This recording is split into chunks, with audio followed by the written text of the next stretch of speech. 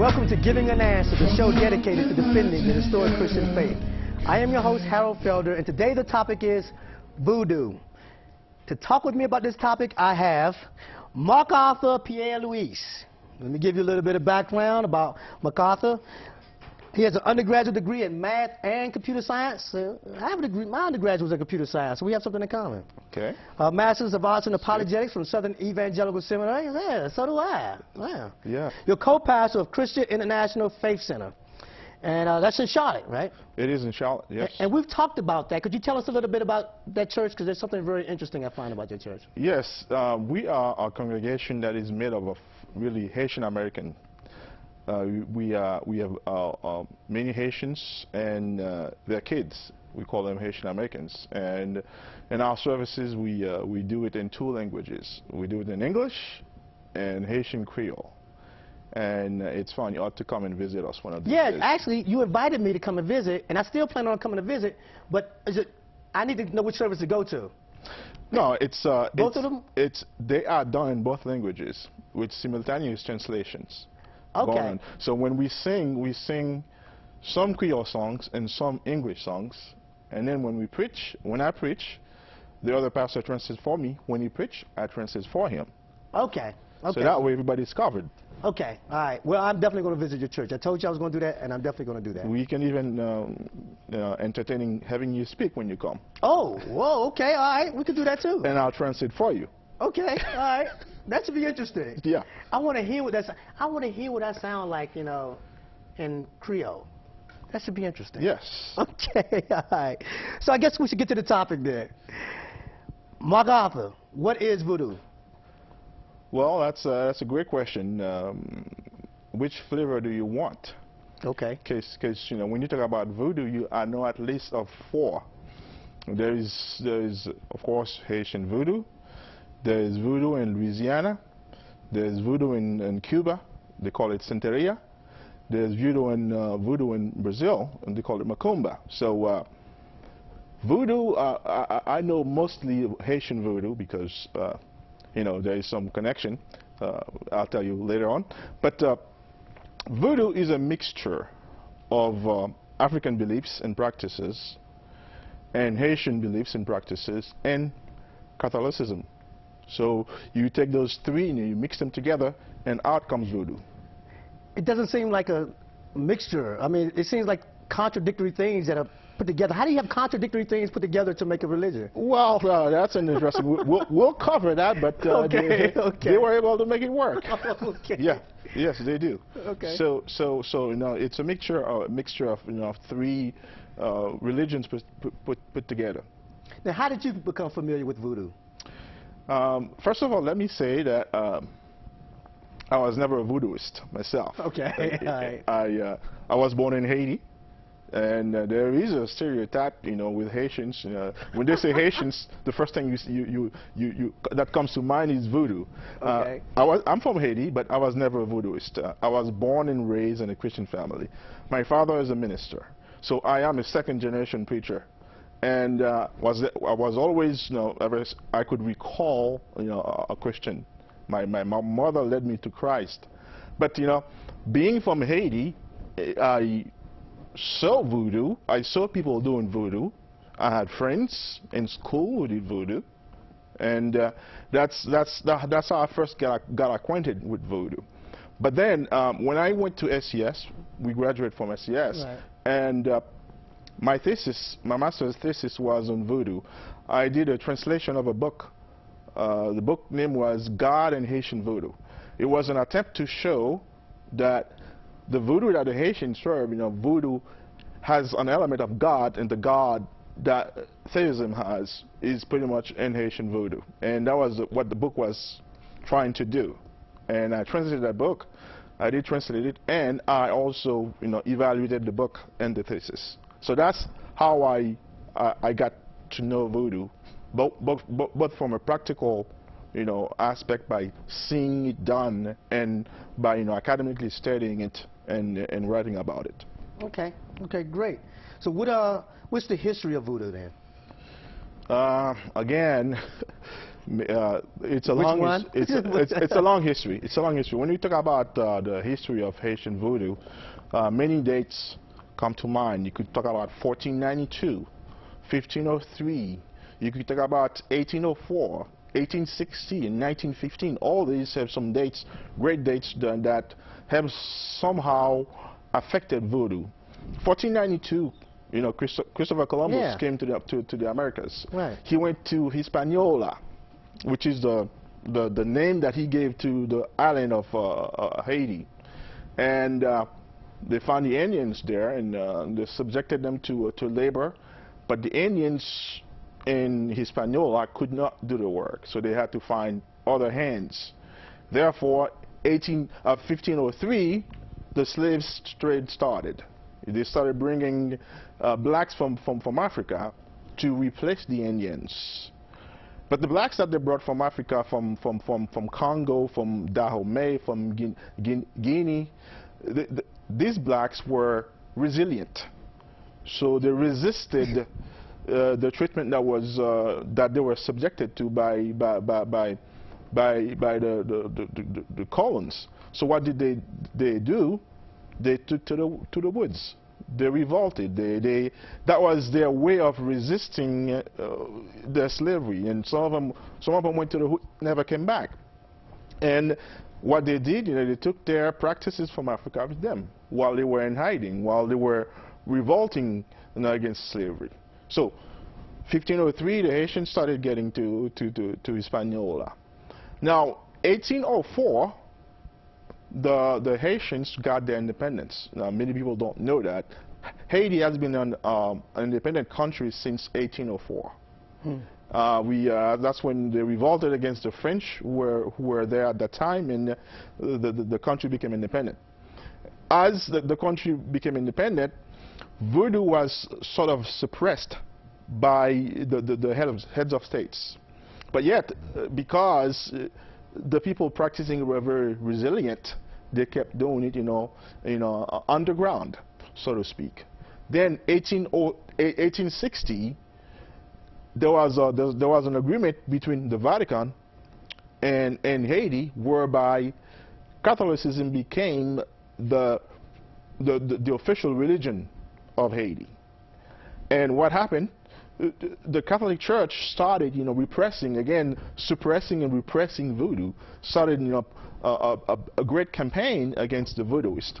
They again had to go in hiding, but they still practice their religion.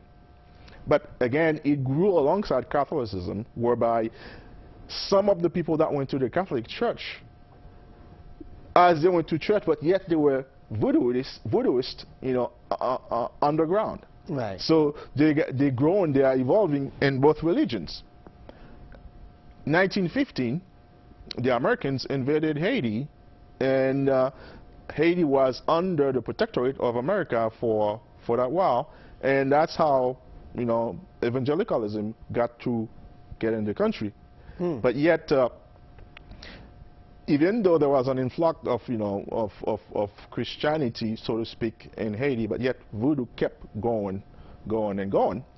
And now today, in 2006, voodoo is pretty much a bona fide religion in Haiti, because it was officialized in 2003 by the then President Aristide. So voodoo has had a long track, and it's still going strong. So it seems like it's actually, yes, becoming stronger. So what's the appeal of voodoo?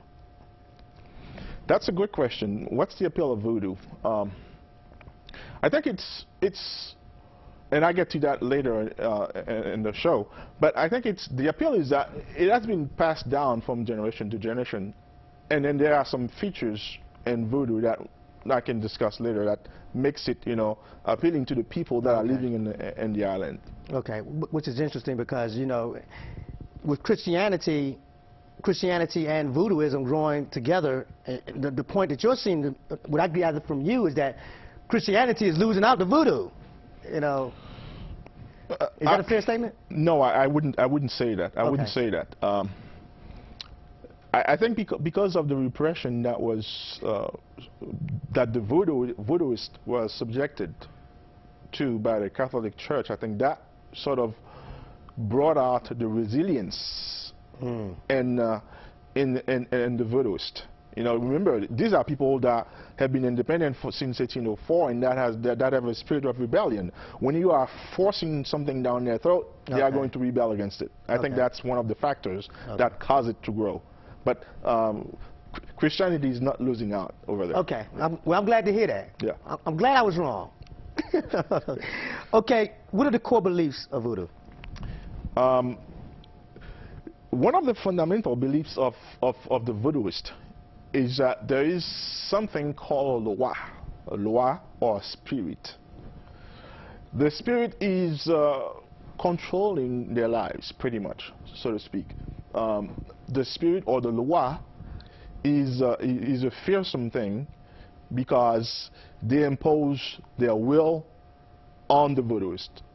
The voodooist has to be very nice to the loi. He has to feed the loi. He has to follow their directions. And these lois that we have replaced, or there is sort of a correlation between the loi and the saints of the Catholic Church. As a matter the of saints? fact, yes, the saints. The saints. Wow. Pretty much, you know, and something that is akin to Greek mythology, where, you know, some areas of nature are controlled by God. Right. That concept is also in voodoo, whereby there is one loi that may control water. It is the law of water, or the Lord of water. There may be a loi that controls the harvest. There may be a loi that controls, you know, the cemetery. And when you go to the cemetery, you have to when you go do something in the cemetery, you have to have the permission of the loi to do it. So this is sort of close to Greek mythology, but I don't think it is a god. It is a spirit that is in the religion, because the voodooists, they know that there's a god, there's a supreme being that is there, but yet that supreme being is not involved in their daily affairs. The loi is the one that is in their day-to-day business. That's so. The loi is one of the fundamental things that is in voodoo. Something else that is in there, they do offer sacrifices. They offer animal sacrifices or food offerings to the loi, because you have to please the loi. In order to please the loi, you have to have some, you know, something for him, and that can be, you know, sacrifices or food offerings.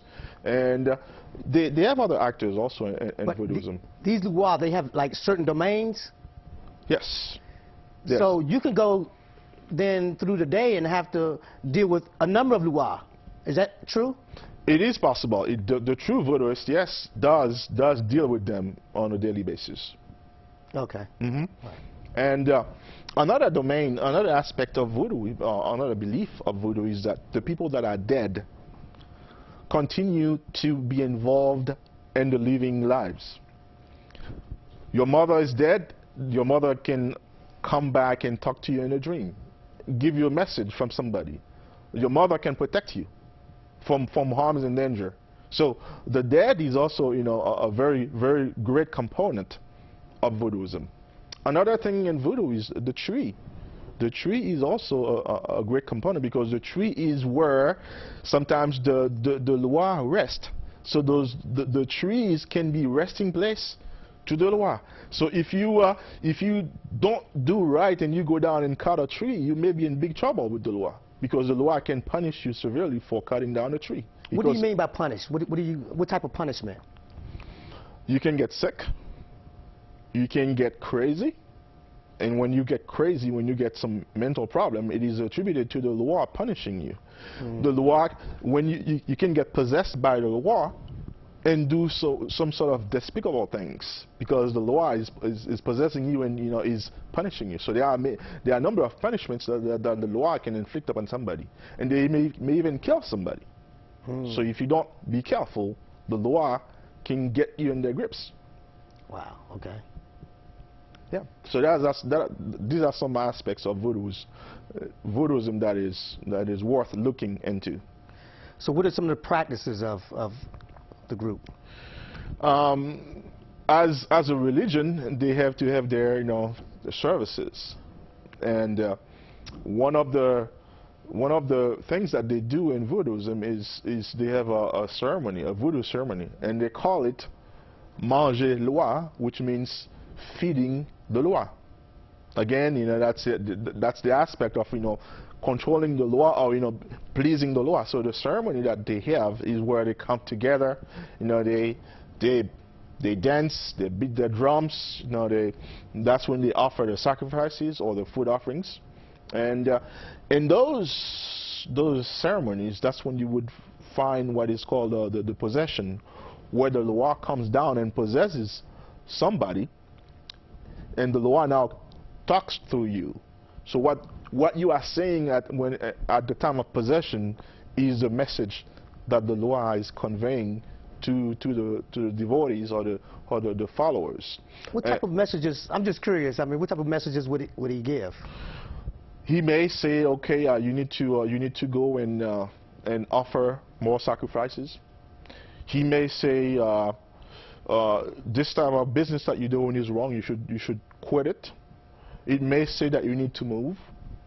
You may say that you are going to get sick because you have not done what you were supposed to do. So there's a number of messages. So if there's a group of people, the Loa will enter one, and it will start going around and telling different people different things? Correct.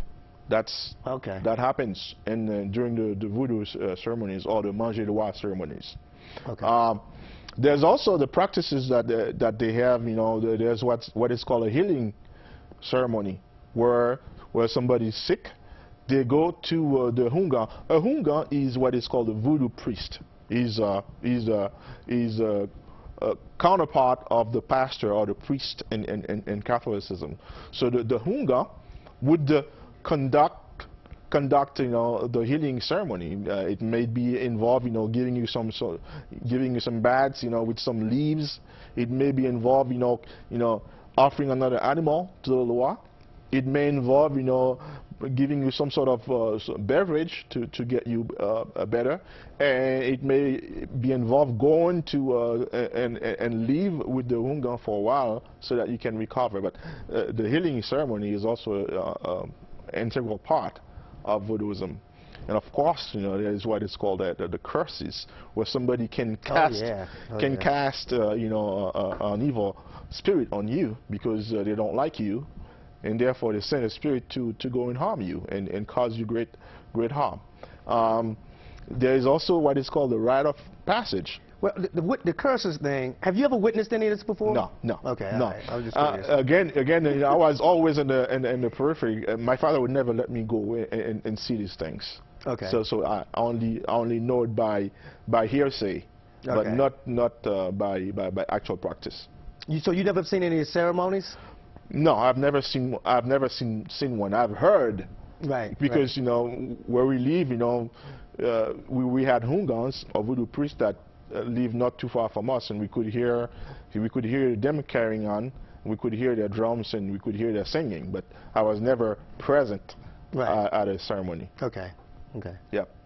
And I was saying that there's what is called a rite of passage. When somebody dies, they have to send you off. They have to send you away, and there's a rite of doing that. Send you away? Yes. What do you mean? Well, again, that's an interesting concept, because in voodooism there's something called the gros bon ange, or it's again from Catholicism. It's your good angel, and this is what controls your affective capabilities. So when you die, they have to send that part of you away, and it may go to Africa, because the spirit sometimes returns to Africa. And how does the spirit return to Africa? It goes travel underneath the waters and gets to Africa. So they have to remove that from you, that spirit from you, and send it away. So there is a rite of passage that they do that at the devotee's death. And there's also what is called an initiation ceremony, where when somebody is coming into a congregation, somebody wants to be attached to Hunga, the priest, to become one of the devotees. There's an initiation ceremony where they subject you to a number of things. You know, they do a number of things with you so that you can be initiated and be part of that congregation. Like what type of things? Oh, they give you baths. You know, they have you go and stay somewhere secluded for a while, and they call on the loi to talk about what they want from you, and a number of things like that. Wow, that's very interesting. Yep. Okay, well, all right, now this is one of the things that I like to do. I like to always compare the religions. I like to compare the main doctrines so that we could see where they differ from Christianity. So I'm going to go through some of these main doctrines and ask you to contrast them and compare them with Christianity. The doctrine of God. How does the view of voodoo different than the view of Christianity of God? Again, the voodoo believe in God. The voodooist believes in God. They believe that there's a God. And he is a God of theism, because I think this is one of the features that they borrowed from Catholicism.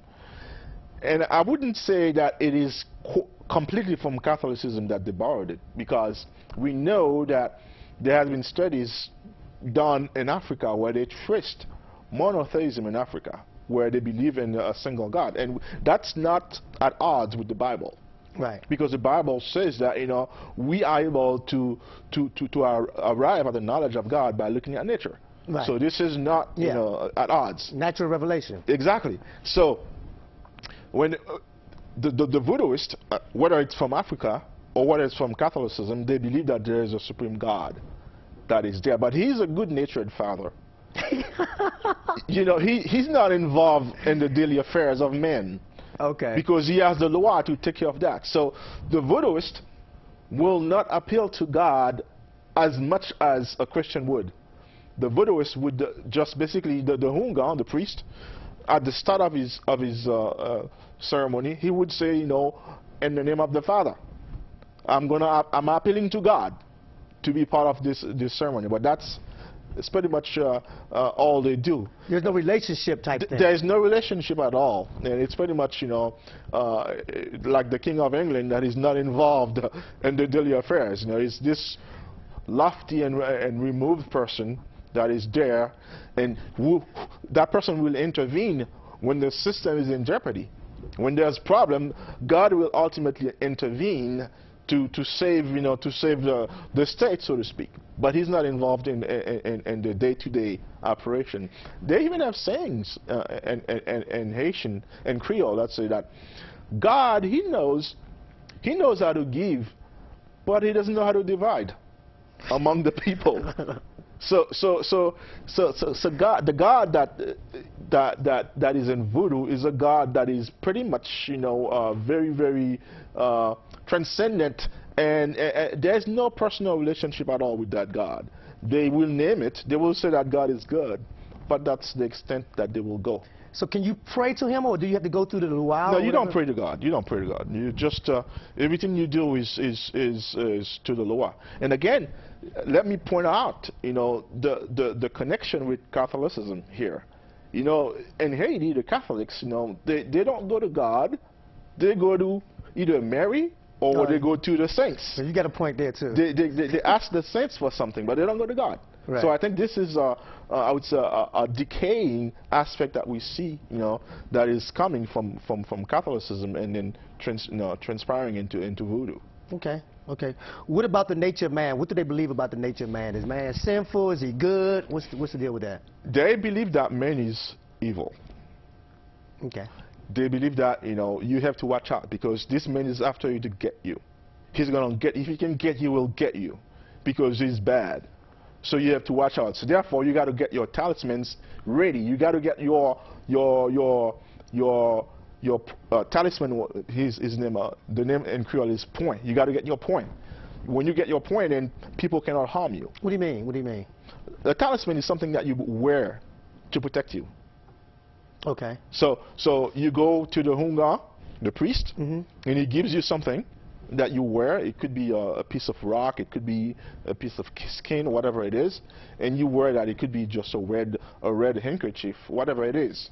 So you wear that. It could be a little necklace or whatever it is, and you wear that, and that protects you from people doing evil against you. If you're good at something, there's always the perception that somebody is going to get you for that. So being good at something? Yes. So you better watch out. If you can't win. You can't win. No, you can't, because man is evil, and you got to defend yourself. It's a jungle out there. Therefore, the strongest person will win. Wow. What about Jesus? What do they think about Jesus? Jesus is not or seldom spoken of in Voodooism. There's not the concept of the Son of God, Jesus the Son of God. This is again, Catholicism does not emphasize Jesus that much. Right. I mean, Mary, takes in many places takes precedence over Jesus. Right. So therefore, what do we see? We see, they don't know about Jesus that much.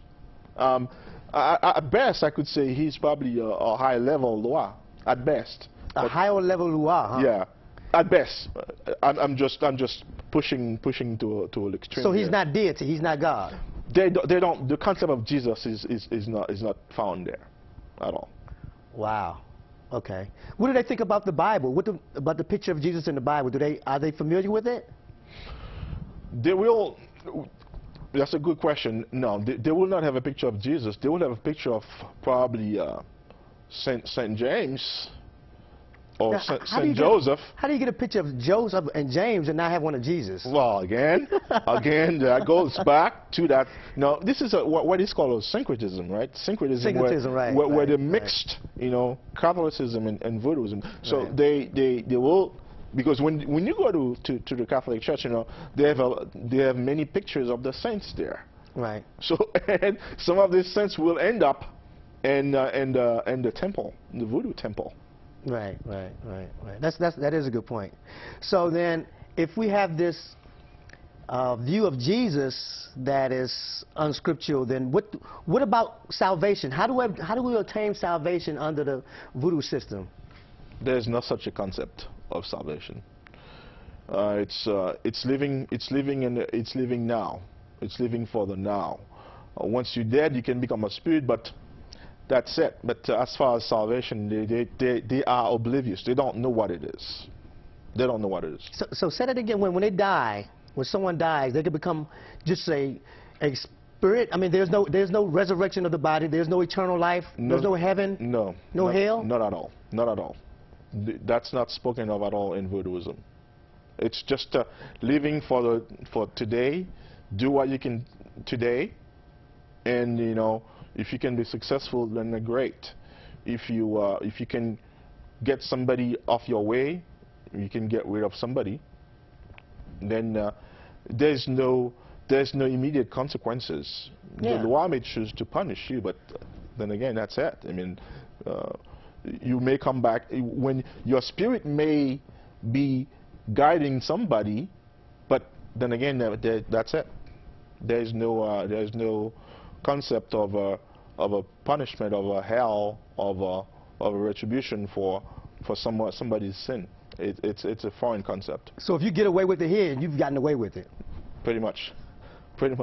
This is your heaven and this is your hell. Pretty much, that's it.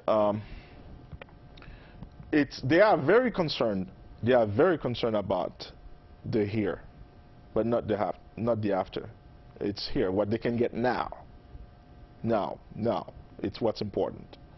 Wow. Okay, well, how do they support their beliefs? How do they support it? Like Christians, we can go to the Bible and say, okay, this is what the Bible says. What foundation does the belief of Voodoo stand on? Okay.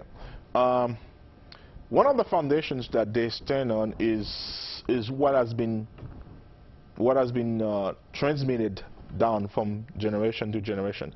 Now, the Voodooists, they have a very, very, very good sense of respect for their parents.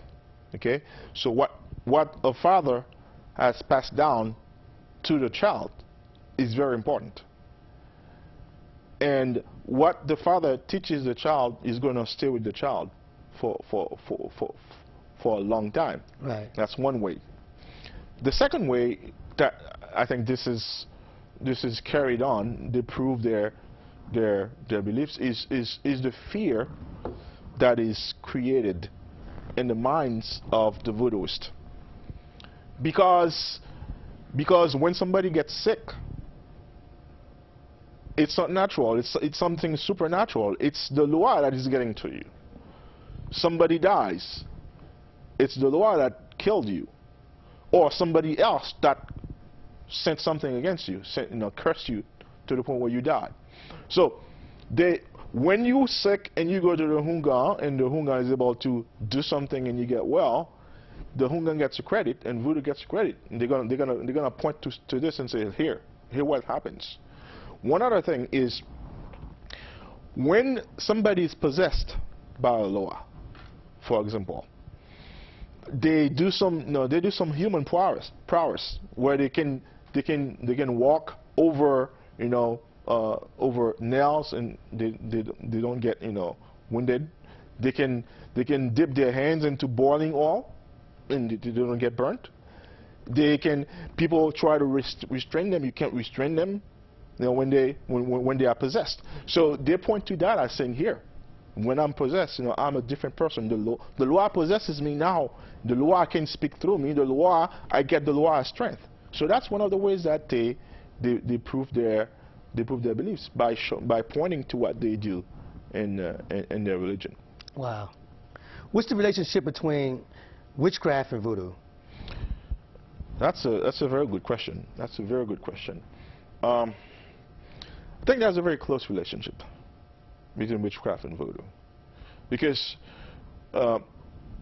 witchcraft is about doing evil to somebody else, trying to do something to control somebody else to your advantage. And there's a great deal of that in voodoo. Now, having said that, in voodoo there are three elements, or three in the hierarchy. Three elements. There's the Hungan, who's a voodoo priest. There is also a guy named a Bokor. He's also a priest. And there's also the third person, who's a sorcerer. According to their beliefs, the Hungan is a guy that deals specifically with the forces of good. So the Hungan will do what is good. He will heal people. He will hold those ceremonies and have people possessed by the Loi, but he's not there to do evil. Okay. The Bokor, on the other hand, he's a guy that deals with both good and evil. He can send a curse, and he can heal somebody of a curse. So he deals in both ends of the spectrum. Now the sorcerer is completely evil. He's a guy that is out there to get rich of you. He's out there to send bad spirit against you. He's out there to basically do evil. So these three elements, is important in understanding, their idea of witchcraft. How are they looked upon by the community, within the voodoo community? These three separate people. I mean, are they respected? Are they just feared? Are they feared and respected? The Hungan is respected. Is respected, and he is as a father for the devotees. The Bokor has a lesser degree of respect, but yet still feared. The Hungan is also feared, but the sorcerer is feared. I mean, is loathed.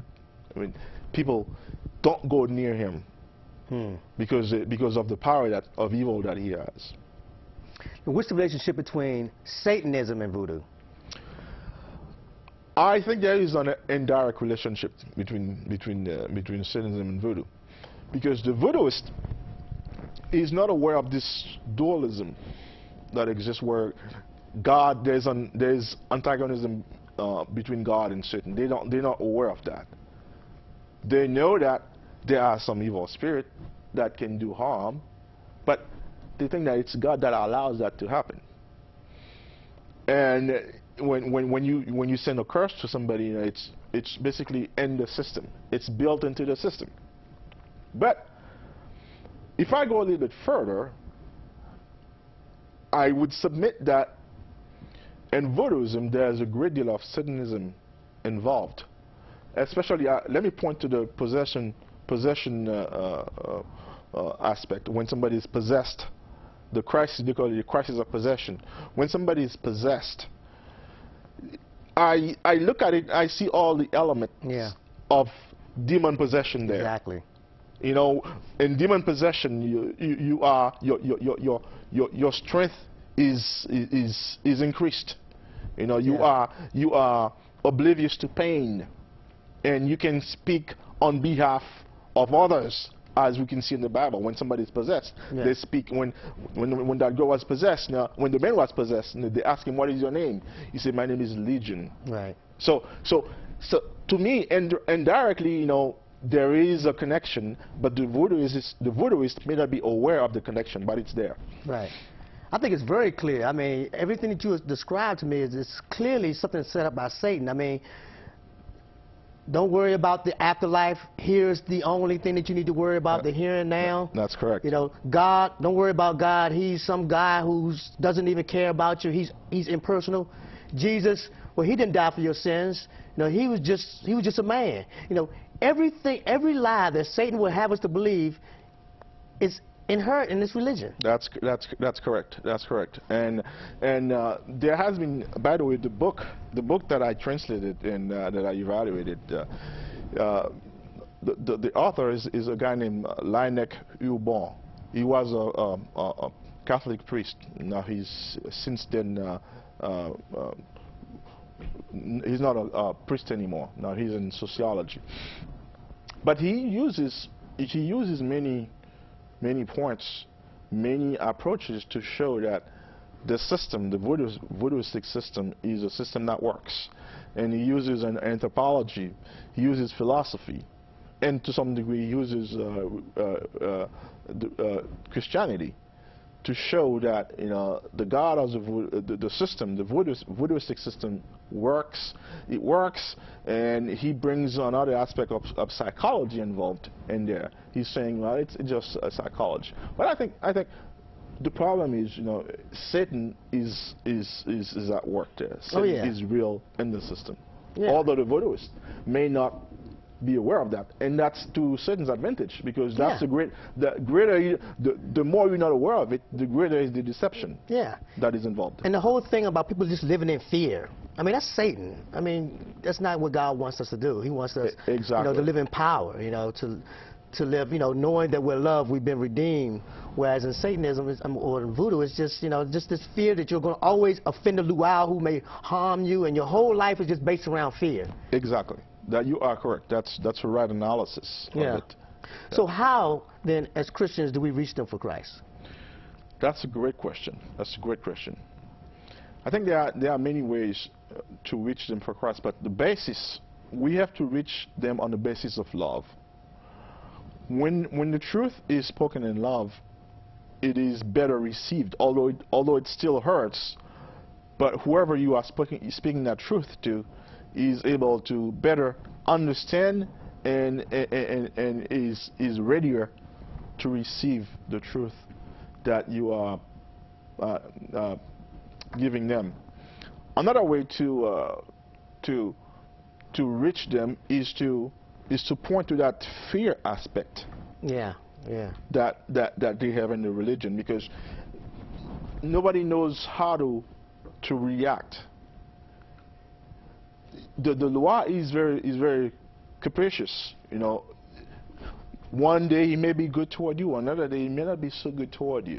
Okay, and this unpredictability of the law also could be pointed to the voodooist, saying, hey, that's not how God would have you live.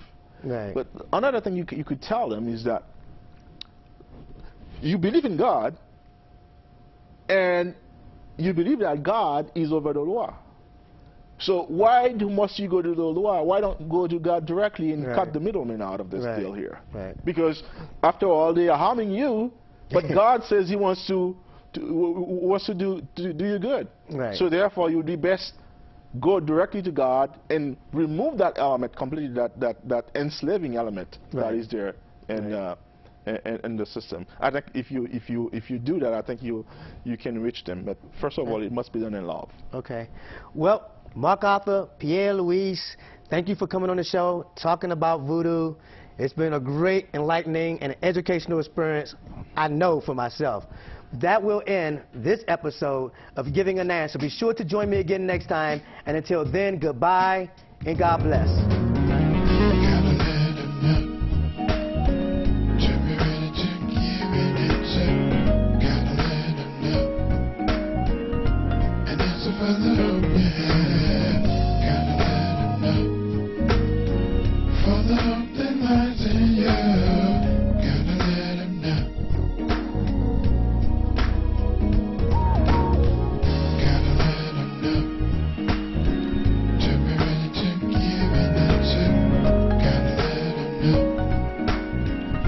And there's a brother up your head.